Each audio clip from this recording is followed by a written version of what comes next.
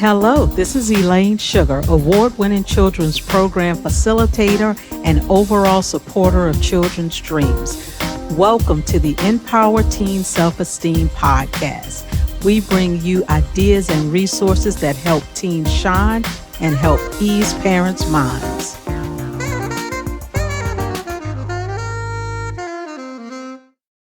I'm Elena Perella. I'm a personal coach, founder of Sentido.com.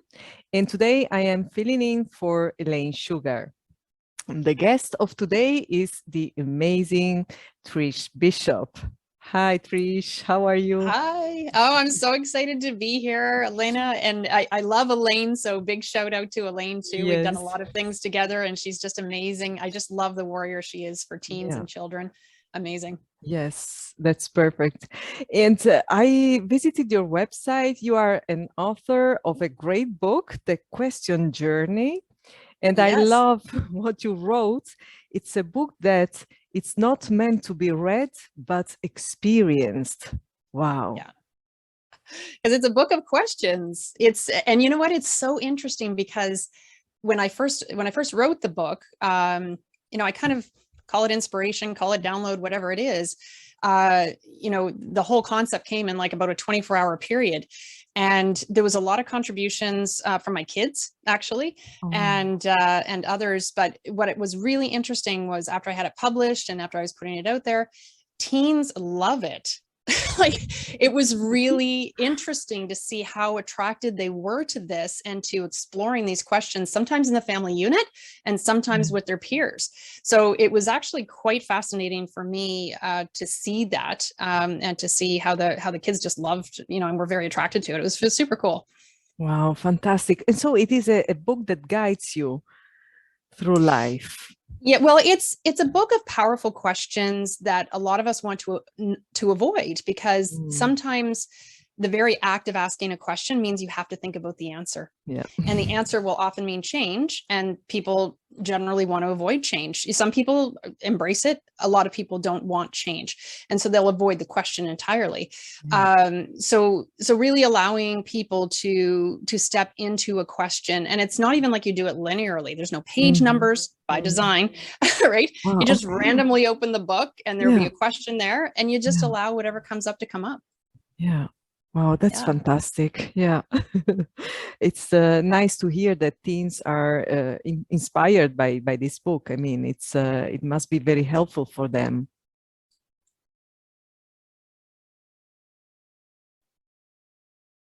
Trish, I cannot hear you.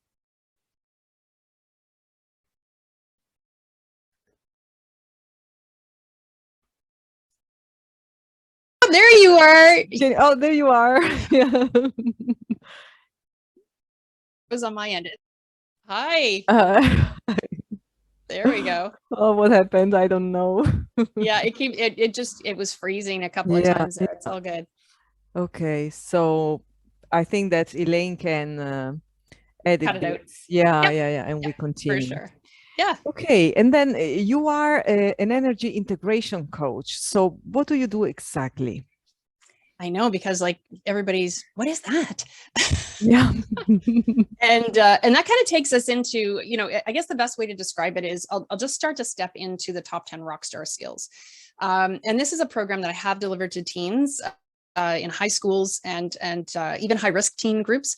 And again, the teens love it. It's an amazing program. But when I talk about energy integration, I work with adults. And if I look at the top 10 rock star skills, but let's just take one for an example. Let's take respectful communication as the first rock star skill. When we talk about being an energy integration coach, what I'm talking about is helping people to align their energy. So when we talk about respectful communication, imagine that you are having a conversation with somebody and in your head, you're thinking, wow, this guy is like, wow, not getting it. And you're talking to them like everything's okay, right? Oh, hey, Elena, so great to see you. Meanwhile, in my head, I'm thinking, Elena is not getting it, right? Okay, so there's a mismatch in the energy. And what happens is when I do that, you will inherently not trust me. Oh, And it doesn't wow. mean that I'm not trustworthy, Yeah. right?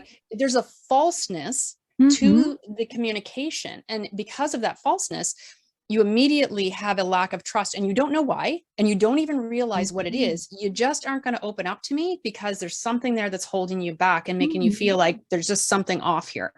So it's more than talking about, like, when I say respectful communication, people go, oh, I know how to be nice to people. That's not what I'm talking about. No. I'm talking about literally what you think and what you feel and what you say are aligned. So you're, instead of thinking, oh, Elena's not getting it, saying, hey, Elena, when we're talking about this piece, I'm getting the sense that I might not be positioning this information in a way that you can receive what I'm saying.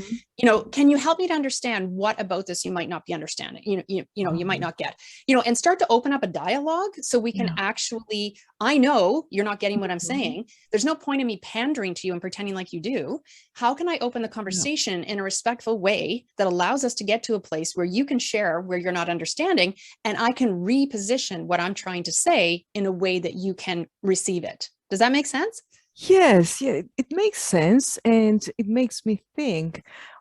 But how do you understand this? Do you feel it? You read it in the person? How does it happen?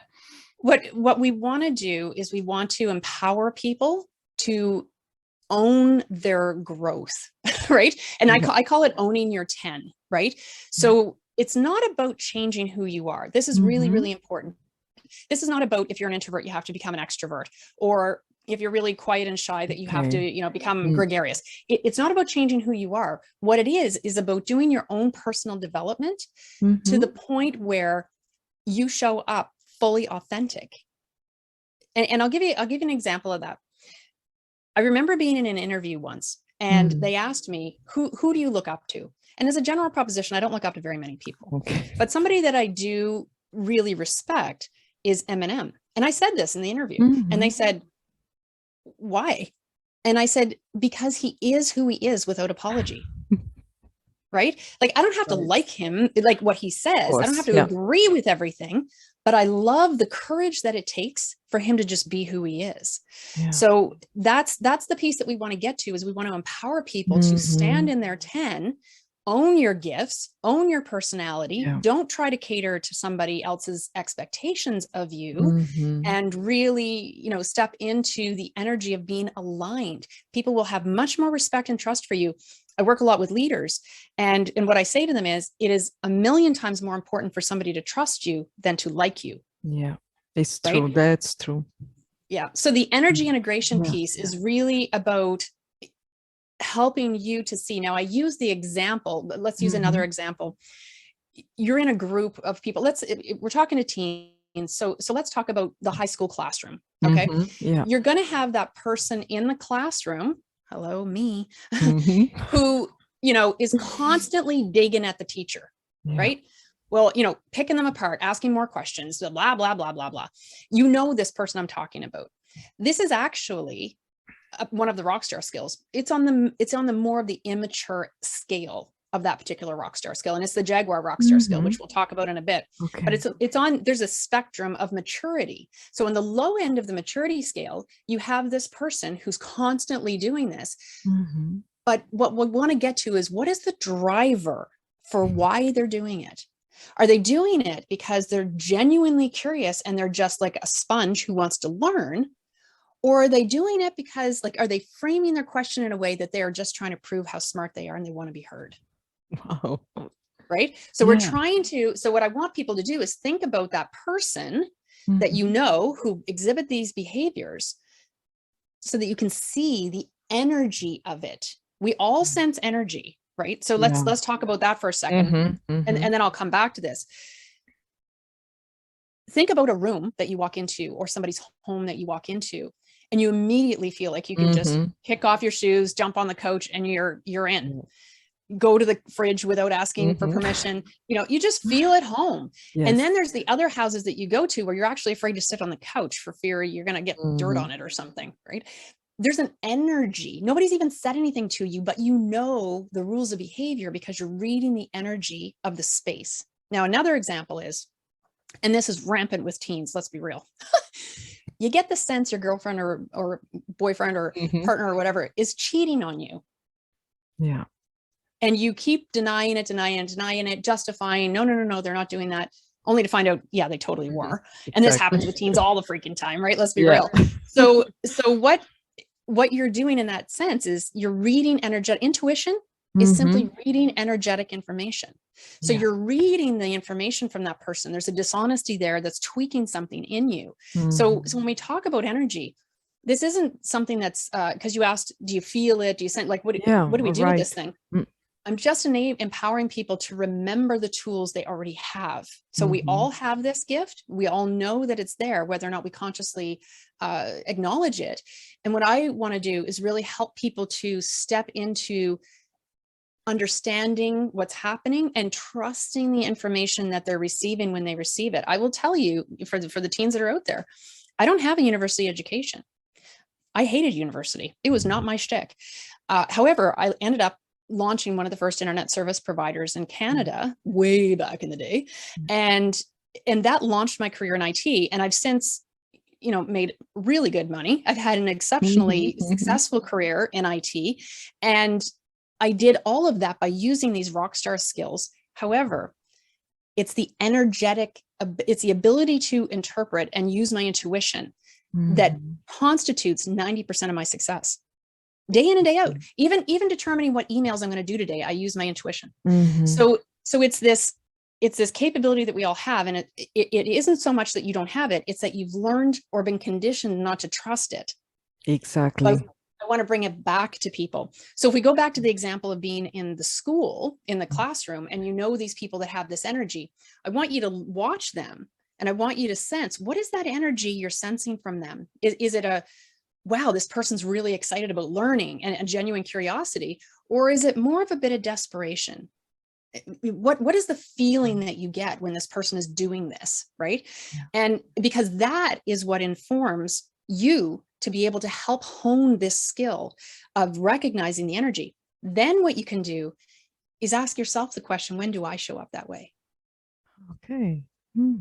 When do I show up as the person who's over talking, over asking, behaving in this way because I want to be heard? And maybe you don't. I don't know the answer to the question. It's a reflection. So we use other people to learn the skill and to sit back and kind of watch and determine, okay, I see how they're behaving. What is the energy I feel around that? And then really being self-reflective to see if I see that showing up the same way. Wow, that's amazing.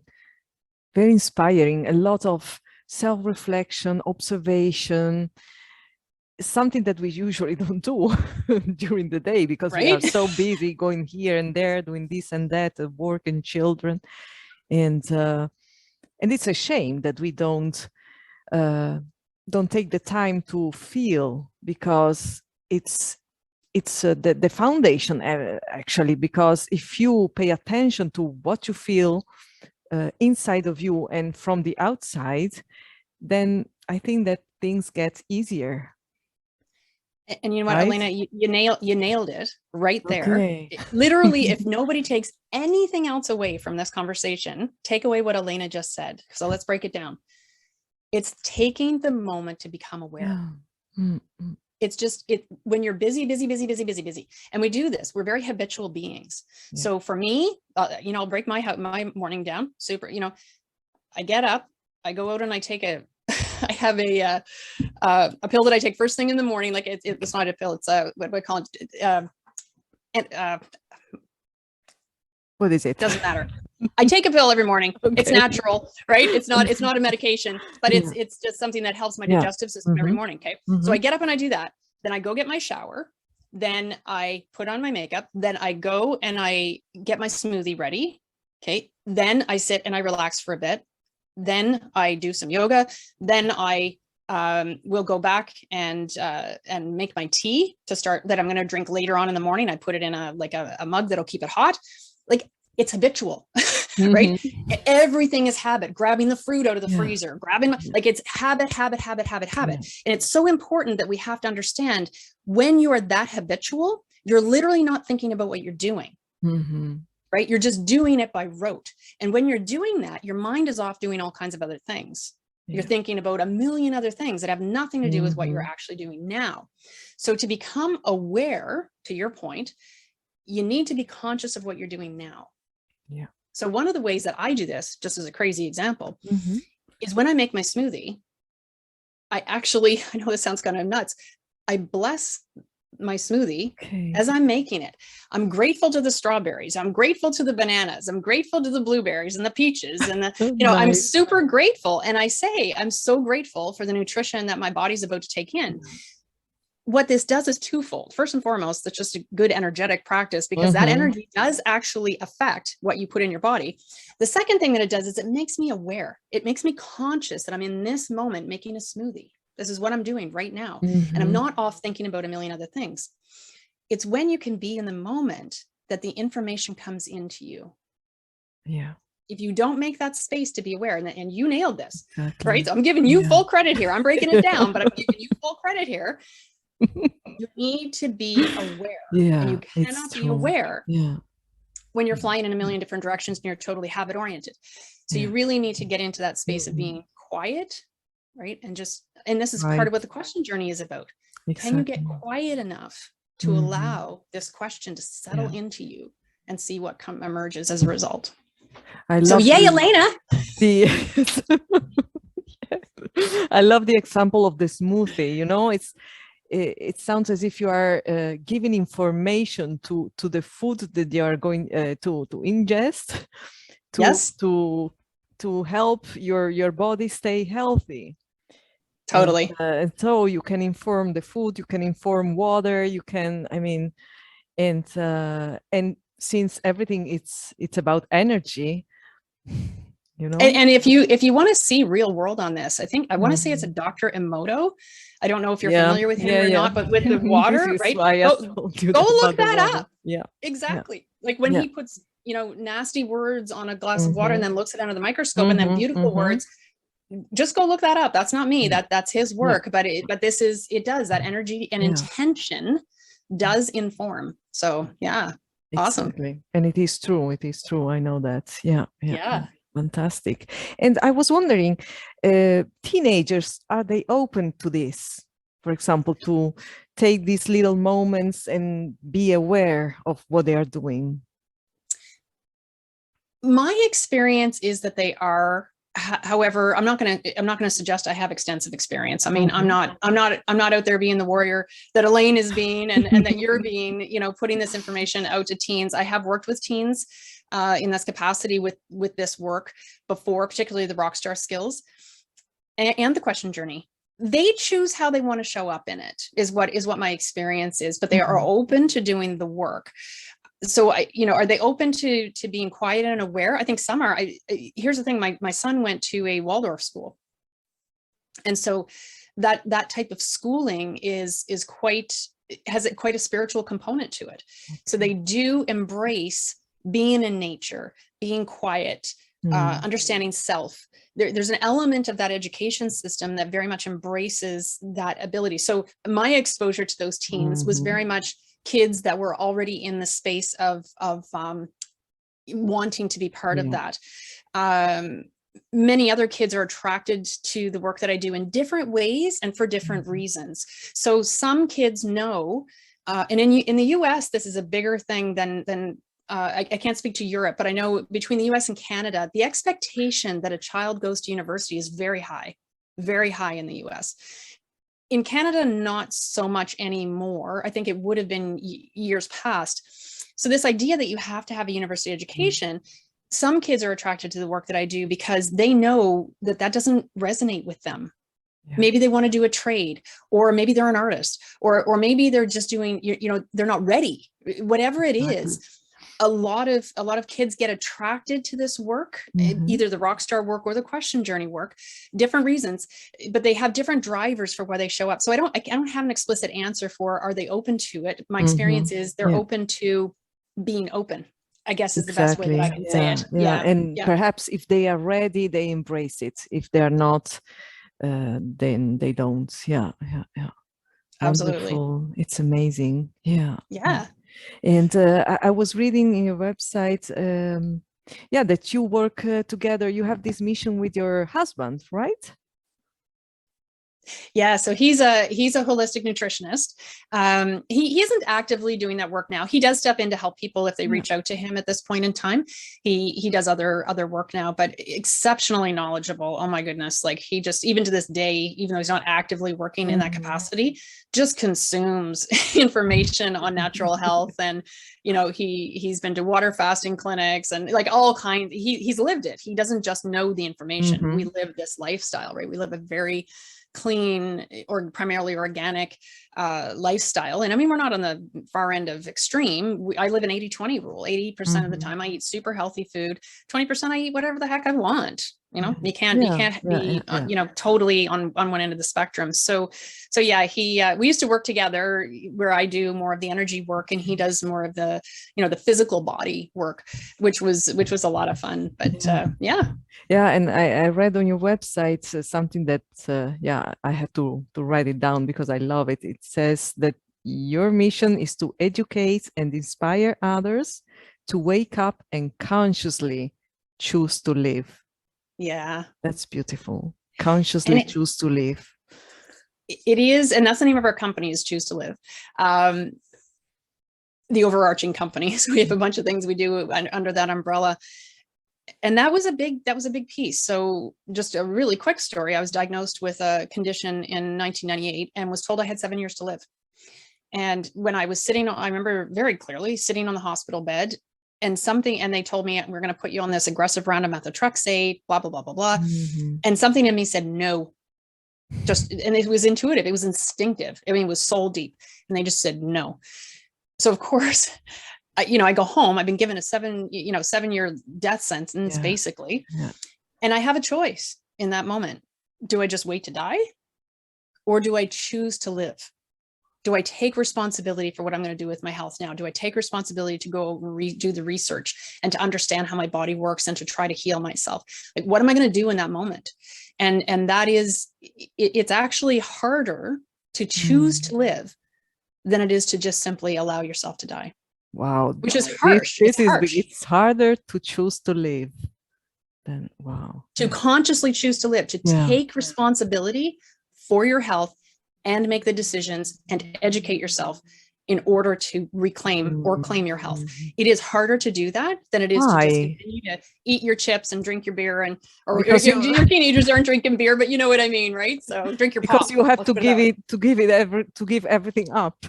I mean, you have to put effort into it. What it means is it's about personal accountability.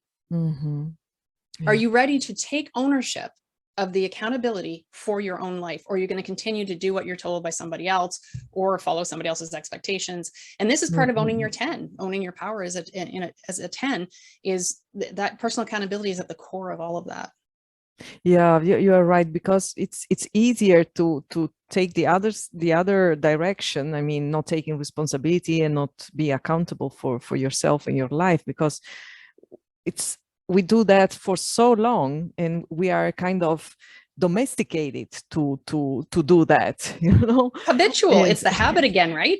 Exactly. And for so many years, and then to suddenly change, and wow, this can be for many people overwhelming. And so this is why they take that direction, although it is not the right one, because there is a lot of suffering in there, a lot of struggles, and eventually what kind of life you live.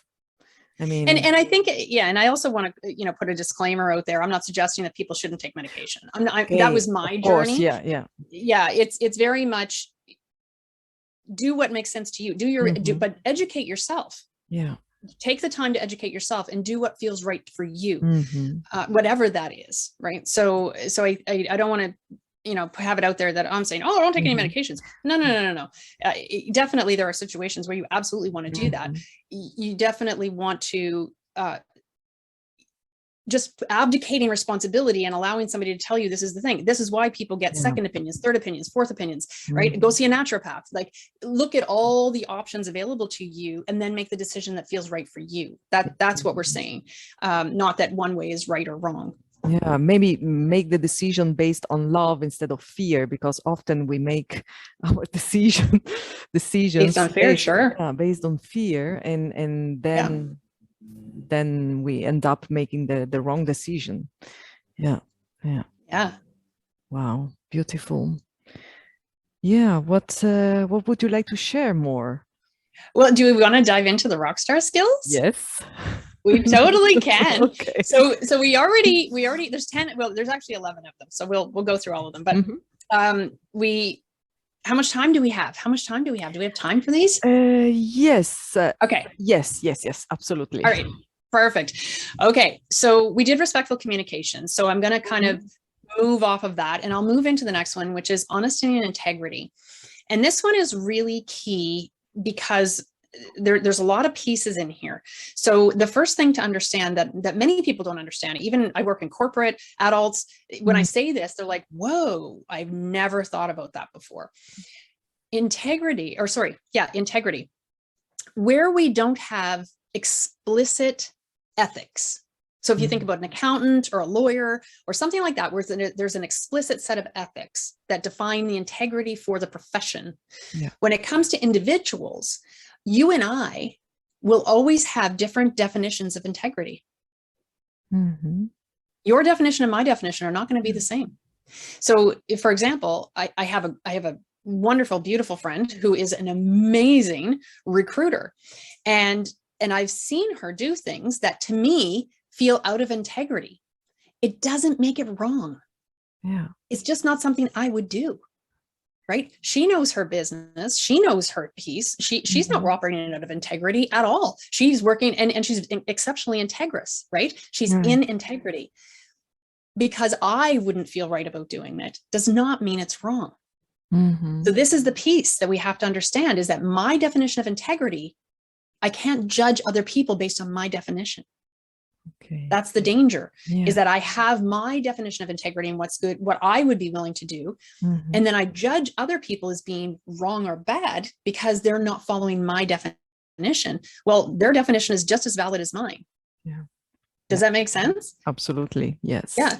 So then what happens is, and I do this when I work with my teams, when I first come into a net new team, what I do is I define for them what my rules of engagement are, my boundaries. We hear a lot of that word, right?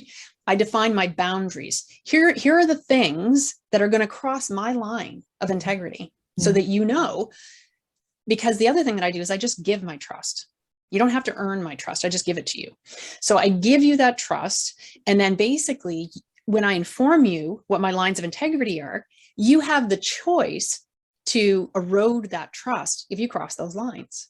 Yeah.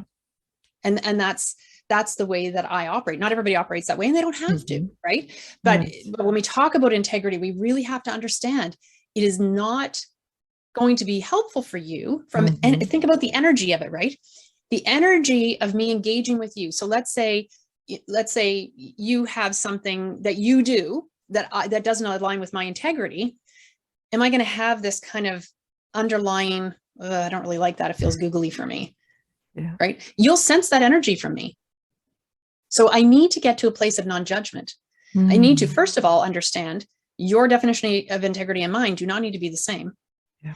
And then I need to honor that yours are yours and mine are mine, and that's okay. Exactly. And not judge you for being wrong. So this is really important. And then understanding, sometimes it's even people don't know what their lines of integrity are until they're pushed, right? Until they're in the situation. Exactly. So they can't, it's hard to sit down and go, oh, here's my lines of integrity, right? Until you find yourself in the situation. Yeah. So the energy of judgment is other people sense that they're being judged. Yeah. And again, we're going to have a lack of trust, right? So, and then when we talk about honesty, of course, super straightforward, be honest, just be authentic, be who you are, right? Again, that M&M example, be who you are without apology. You don't owe anybody an apology for being who you are. Yeah. I love this. Be who you are without apology. Yes. Absolutely. So the next rockstar skill is problem solving. And I do want to preface this with, when I first identified these rockstar skills, I was working in Fortune 500 in the US, And even coming up through the internet service provider and all of that, which was insane at the time, if you can just imagine. We used to try to convince people email would be a good idea someday. They thought we were crazy, right? But when all of that was happening, I would see these people that totally dominated whatever they did. It didn't matter. It could be the person at the front desk. It could be, somebody who was cleaning up the office after hours. It could be a VP. It didn't matter the role. They just dominated what they did. And when I broke down the behaviors, that's where these rockstar skills came from, is I really broke down those behaviors to identify what makes these people different. And here's the really cool thing about it and this is specifically, I'm speaking to the teens. As a general proposition, most of these will not be taught in school, but they can all be learned. So some people are like this naturally, but every single one of these skills can be learned. So it's not like, oh, there's the magic people, right? And I didn't get that skill. No different than when we're in high school and we look at the jocks and we're like, well, I guess I'm not one of them. I guess I'm not one of the special people. Yeah. Right. We can all learn these skills, which is why I think a lot of teens are actually quite attracted to them, because they all of a sudden realize, oh, wow, I can dominate, even though I'm not the jock, right? Which is the measuring stick in high school. Like, let's be real. So anyway, problem solving skills, probably the most lacking skill in business in the world today. It is unbelievable to me how lacking, you could even call it common sense to some degree, right? But how lacking these problem solving skills are. It's unreal. So if you have these skills, and it's very easy to learn them, if you have this skill, you're already at the top of the pile in terms of people who will want to have you working for their organization. So definitely focus on building your problem solving capabilities, which is not necessarily about puzzles. It can be, like, some are strategic, right? But it's about, can you see all the steps in a process, right? So if I say, oh, can you go mow the lawn? And then you go out to mow the lawn and you realize, oh, I didn't grab the keys to the shed. You get out to the shed and you got to go back to the house to get to the keys to the shed. Can you think through the steps to understand that I have to grab the keys to the shed before I go out there? Yeah. Right. It's this basic. Right? Wow. So those problem solving skills are really, really lacking. And that's another huge differentiator in the business arena right now, is people who have those skills. So, all right. So the next one is outstanding customer service. And I want to go back to the energy aspect of these, right? Because there's oh, great, problem solving skills. Woohoo, I can go do math. It isn't about math. I can tell you that right now. Problem solving is not about math. But when we talk about outstanding customer service, we talk about the energy of this. Again, think about the example where you've gone to a store and somebody's like, hi. And they're full of crap, right? They're not really being friendly. They don't really care about you. Yeah. You're just one more in a line of 50 million people who are going to go through their line today, right? Versus the person who makes eye contact and says, hey, how's your day? Quite different. Totally different energy. Yeah. So when you're acting and everybody is serving somebody, right? The good Bob Dylan, the old Bob Dylan song, teens probably have no idea what I'm talking about, but go look it up. Everybody serves somebody. We all have customers, even if it's your manager, right? We all have customers that we serve. So when you come to your customer service experience from a place of genuinely wanting other people to have an amazing experience, even if you're working at a coffee shop, you will be seen as somebody who's different than everybody else. You make people feel good, right? That energy. Right. Yes, because then you are authentic. You don't have any script that you are following, and they can see it, they can feel it. Yes. Yeah. And it's a genuine desire to want other people to feel good.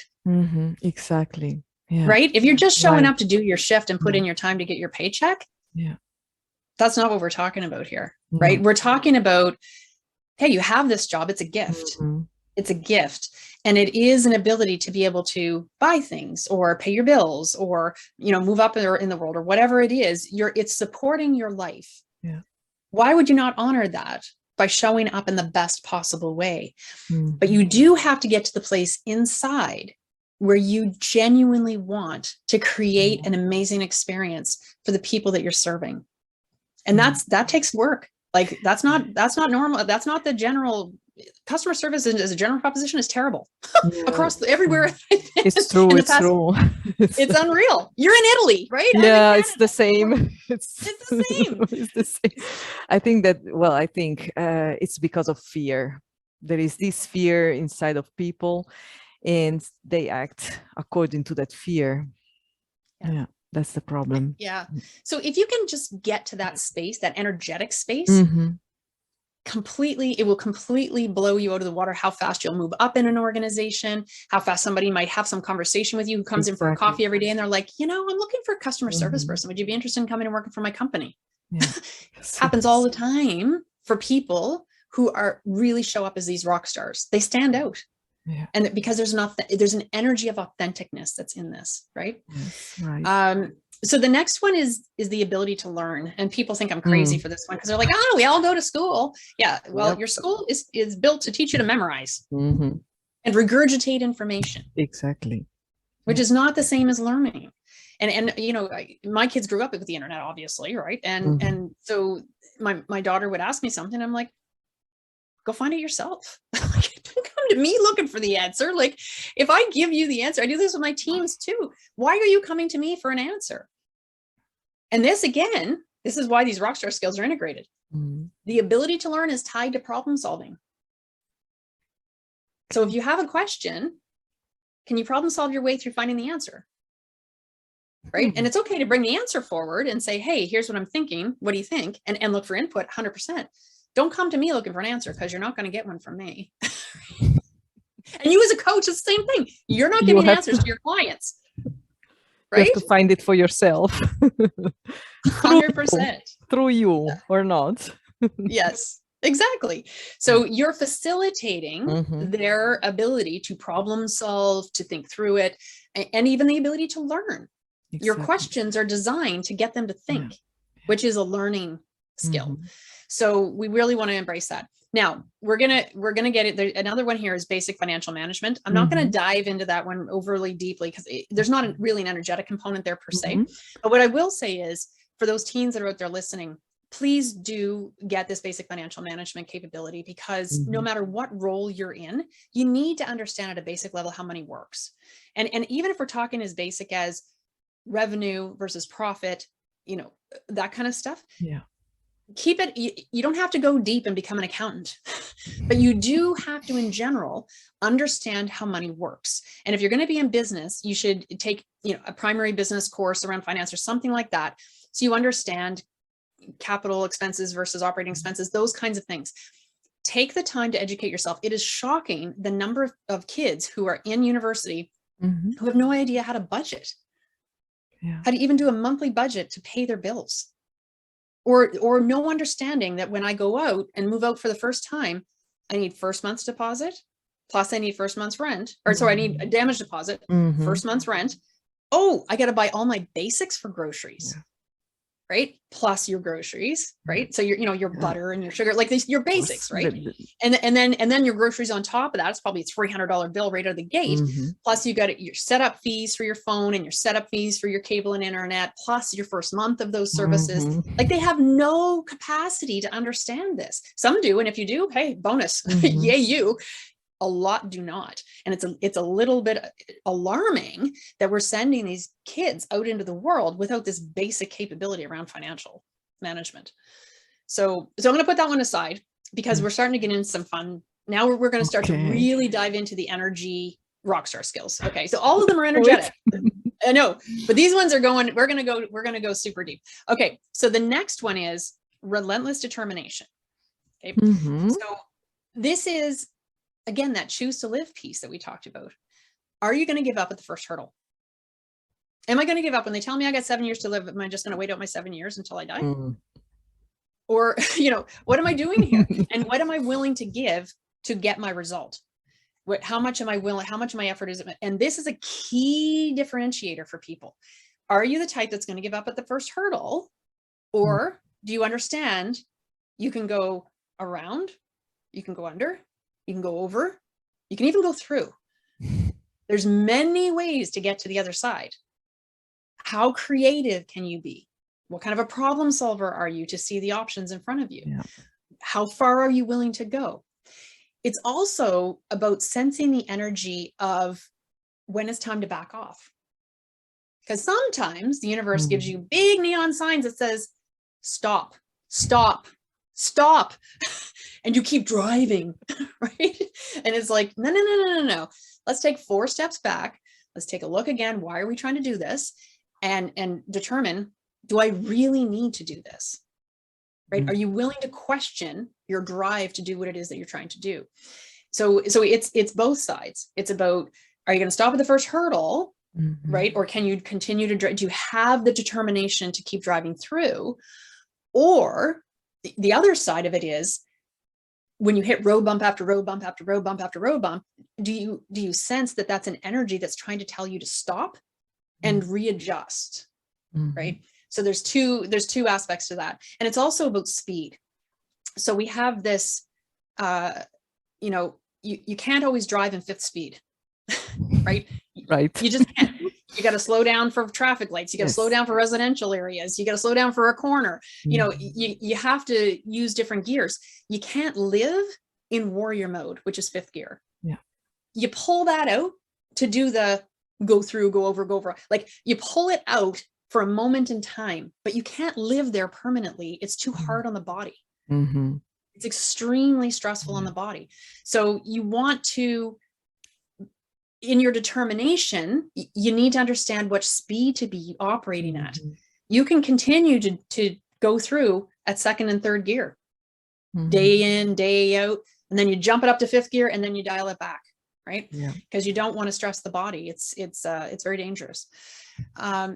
So the next one is, and stop me at any time if you want to ask questions. So beautiful. I mean, I could listen to you for hours, and yeah, it resonates with me, and I am like, wow. Oh, I love it. So I love important what you are sharing. Also, this about asking yourself, do I really need to go through this? Do I have to slow down? I mean, so important, because we are not conscious of that. We are not conscious at the speed that we are living and doing things. Yeah. We understand it when it is too late, when we are burned out often. Yeah. And I did that. I loved the rush.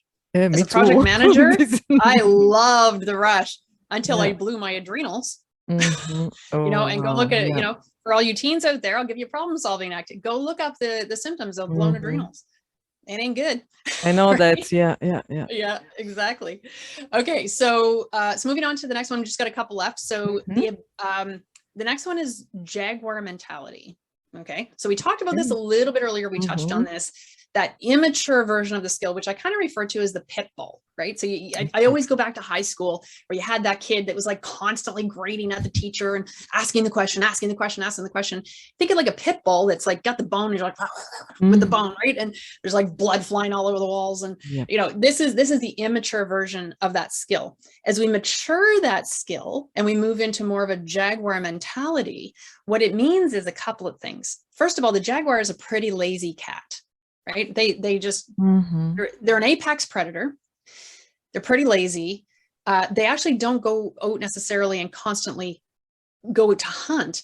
They stalk. So they wait for prey to come close and then they stalk and kill their prey. So when we think about a jaguar, there's a couple of things to keep in mind. With the pit bull, you're going after every bone every time, and you're leaving blood all over the walls. You're not conscious of how you're affecting other people. When we move into a jaguar mentality, we don't have to go after every bone. We can be very selective about when we choose to step into a conversation. And when we do, we can go after whatever we're going after quickly and decisively and with grace. Oh, that's beautiful. Yeah. Right? Right. So, yeah. you know, so when you think about,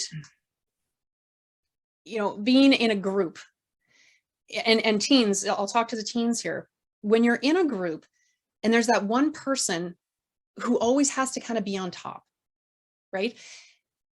Even when the quietest person in the group says something, this loud, obnoxious person is going to say something to undermine it, or, you know, or whatever they're doing. You know, the people I'm talking about. Yeah. That doesn't feel good for anybody. It doesn't feel good for the person who spoke up, who was generally quiet. It doesn't feel good for other people who are watching it happen and maybe don't have the courage to stand up to this person who's being obnoxious. It just doesn't feel good for anybody. And so again, I'm talking about the energy of these exchanges and these skills. The energy of the Jaguar is, as a general proposition, I sit back in my power. Mm-hmm. And I choose when to step into the conversation. And when I do, I only do it when there's some value to add. I don't want to take away or undermine somebody else. If they've already said it, I don't need to restate it. Right? I can let what they've said lie. I don't need to have my voice heard when I sit in my power, right? When I sit in my power, I don't need to have my voice heard just for the purposes of having my voice heard. I'm going to contribute to the conversation only when there's something that hasn't already been said, right? That's the key that people need to think about around this. So being more decisive and doing it with grace and not going after every bone. Yeah. So that's the more mature version of that particular rock star skill. So that's the Jaguar mentality. Then we have, and this is where it gets really fun, trusted intuition. Yeah. Which we talked about earlier. So we all have this gift. It's not just for the select few. Mm-hmm. We all have it. Typically what happens is we've been conditioned out of it.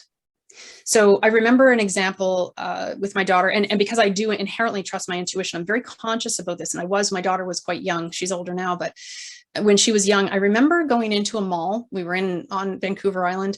We went into a mall. We were going to one of those cell phone shops. I don't know if you have them in Italy, but like a standalone pop-up in the middle of a mall, right? So we go to this cell phone pop-up and there's a gentleman there. You can kind of smell the alcohol coming off of him and he's being a bit obnoxious. And my daughter, we had driven an hour to get to this mall to do this, right? So as a parent, I'm like, hey, I just want to get this done, right? And my daughter says to me, Mom, I don't feel good being here right now. And I immediately took her and I left. But how many parents would have said, you'll be, are you going to get sick? No. Okay. Then we're just getting this done. Right. And so we just left and we came back later, but we had to go off and do things we weren't going to do in order to accommodate honoring her intuition. But for the parent that would have said, are you going to throw up? No. Okay. Well, we'll just wait and get this done. Yeah. For that parent, in that moment, you're undermining their intuitive strength and any confidence they have in their intuitive capabilities. And this isn't to knock the parents. It's to help you to be aware that we want to build this skill set. We want to help build it up. So being more quiet and aware, to your point earlier, and I love that because you totally nailed it. Being in the moment and really asking, okay, you're not feeling good. Do you want to go for a few minutes and we can come back later? Yeah. Okay. And then honor that. Right. And just being a little bit more aware of when these situations are happening, because every time that you dismiss, you're undermining their confidence in their intuitive capability. Mm-hmm. So it isn't about your intuition because we all have it. It's about trusting that intuition. Exactly. Because when you trust it, then you can act on it. I will tell you, I built my intuition. I snuck out of the house in the middle of the night, as any good teen does, right? and everything about that night went wrong. I'm not going to go into all the details, but I'm just going to say everything about that night went wrong. And I knew I shouldn't have gone. And I did. And sure enough, the water heater burst and my parents are looking for me. It's like 3:00 in the morning. I'm nowhere to be found. Right.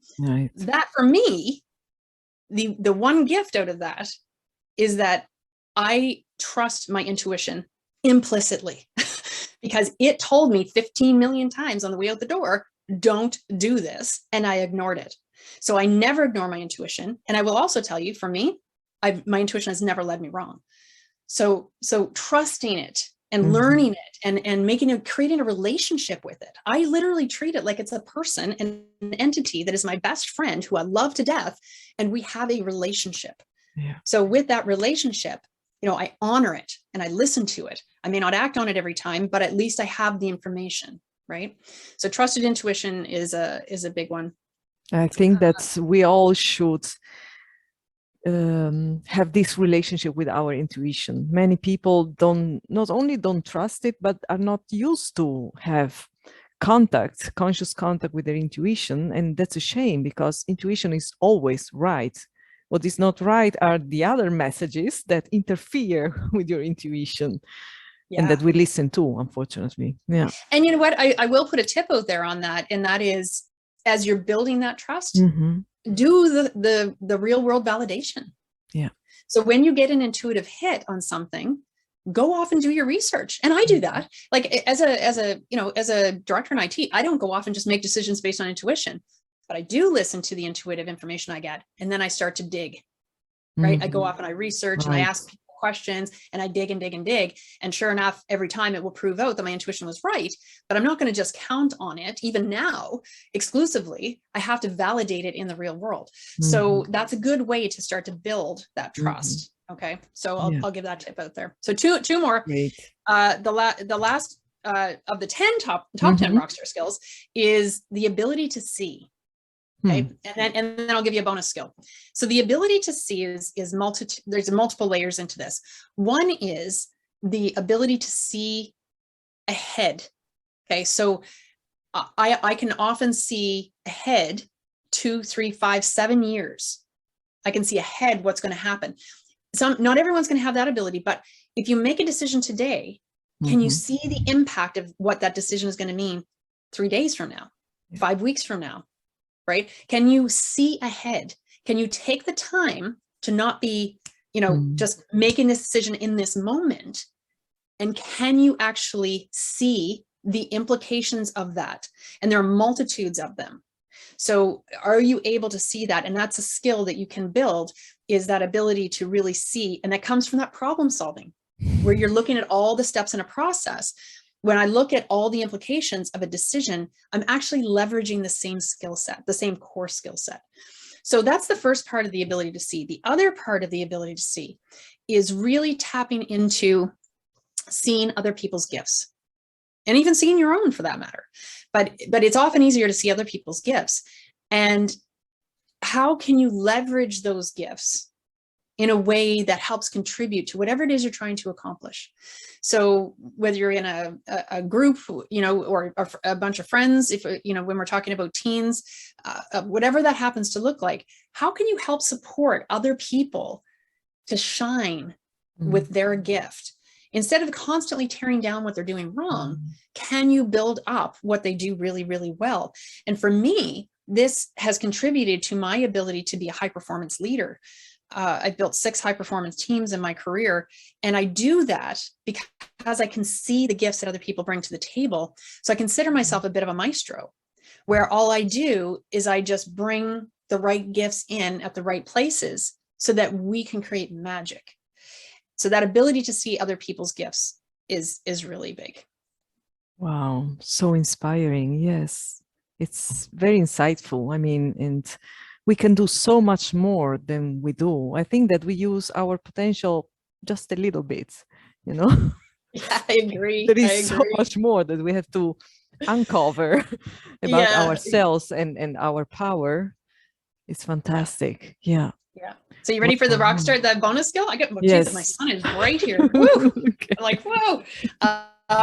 So the bonus skill, and this is really interesting, especially for teens, because if you can master this skill at this point in your life, it will have a massive impact on the rest of your life. So this skill is humility,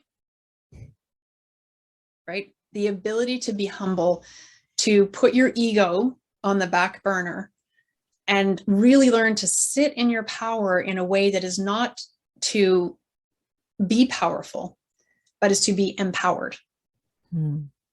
So to break that down for you, my leadership philosophy is a quote by Dennis Waitley that says, true power comes from empowering others.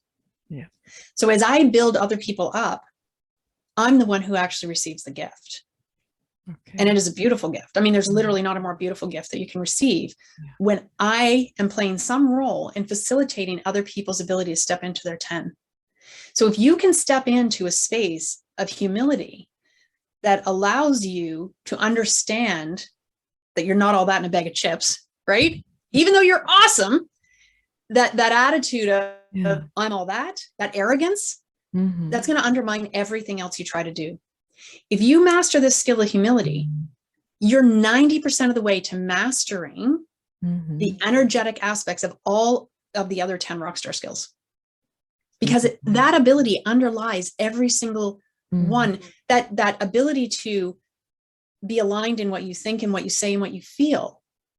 If you come from a place of humility, that alignment is already there. Yeah. And therefore, all these other skills are super easy to master. Yeah. Does that make sense? Absolutely. And I see that with that ability, you help other people blossom. I mean, but because it's being humble creates room for others to, to become empowered and to express themselves genuinely in a genuine way. Yeah. I love that. You create room. That's what you do. You create room for other people to step into their brilliance, right? And if we all show up in our 10, imagine what the world would look like. It would be amazing. What a beautiful world. Right? We need that, especially Sign now. me up. Fantastic. Cool. So, and where people can reach you? You can find me at trishbishop.com. All my socials are on there. In general, on the social platforms, you'll find me at Question Journey. So on Instagram and Facebook and Twitter is at Question Journey, but all of my socials will be on my webpage at trishbishop.com. Fantastic. So did you hear that? I hope that you would get in contact with Trish and learn from each other, inspire each other, and work together. Oh, Elena, I love your energy. This has been such a gift. Such a gift. Thank you so much for the honor of coming on. It was a pleasure for me. So, and this was our episode of today. This is Elena Perella, founder of Sentido.com. I'm a personal coach. This episode of Empower Teen Self-Esteem. Today, I filled in for Elaine Sugar. Thank you for watching. Thank you for joining us for this episode of Empower Teen Self-Esteem. Please follow Kids More Sugar on social media. Please do subscribe to our YouTube channel to show that you support this content. And you can visit our website at kidsmoresugar.com to learn more about our free online kids program. Thank you.